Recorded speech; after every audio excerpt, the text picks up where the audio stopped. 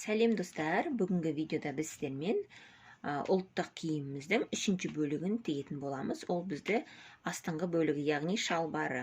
Мен мына жерде жеке өлшем бойынша осындай выкройка жасағам, сол бойынша тігетін боламыз. Матамызды екі бүктеп, түгін төмен қаратып, мен осылай шалбардың алдыңғы және артқы бөлігін осылай пішіп алдым.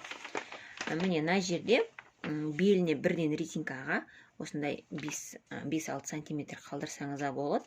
Яғни ол сіздердің резинкаларыңыздың жалпақтығына байланысты болады. Мен мына жерде 6 сантиметр қалдырдым.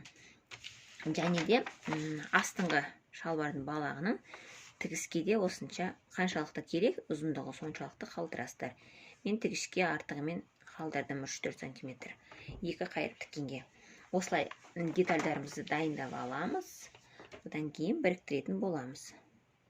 Және де мен бұл шалбардың астыңғы бөлігіне осындай балағына ою салатын боламын. Міне қараңыздар, мына жерде велюр шалбарларымызды мына жерде алдыңғы мен артқы бөлікті екеуін бетпе-бет қоясыздар. Яғни артқы бөлікті бірінші қойып аласыздар. Лицевая сторонасын бері қаратып, үстіне алдыңғы бөлікті қоясыздар. Екеуін бір-біріне беттестіріп. Мен мына жерде бірден шалбарлардың балағын осылай екі қайырып тігіп алдым, екеуінікінде, алдында артында. Қазір қосқан кезде барлығы дайын болып шыға келеді. Бірінші осылай бірін беттестіріп қойып аласыздар. Одан кейін міне мына жан тігісін тігеміз. Екі жақ жан тігісін. Міне шалбарымыздың жан тігісін және екі ауын осылай бір-біріне жалғадым. Енді оң бетіне аударамын.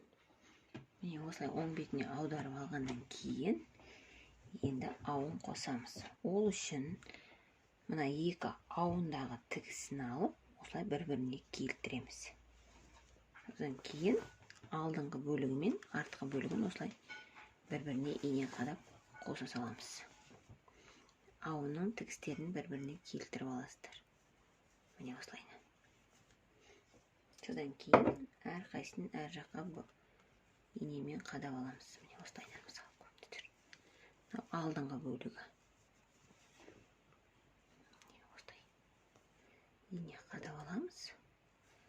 Содан кейін оверлокпен жүргізе саламыз. Оверлок болмаса жай тігіспен, түзу тігіспен жүргіземіз. Осылай. Мен жаңа оверлокпен жүргізгем ау тігістерін. Енді екінші жағында тура солай ине қадап,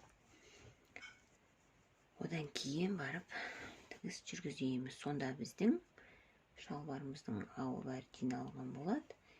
Бізге тек қана беліндегі резинка салатын жерін оверлокпен жүргізіп, содан кейін ішке қайырып, содан кейін барып резинка қадау ғана қалады. Және балағына ою салатын болам. Міне, мына осы басынан бастап ұзынан ұзақ оверлокпен жүргізіп шығам. Ау тігісі бұл.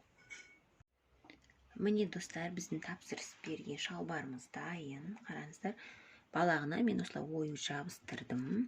Міне балағы қайырылған. Мен сыртынан түзу тігіспен машинкамен жүргізіп шығатын болам.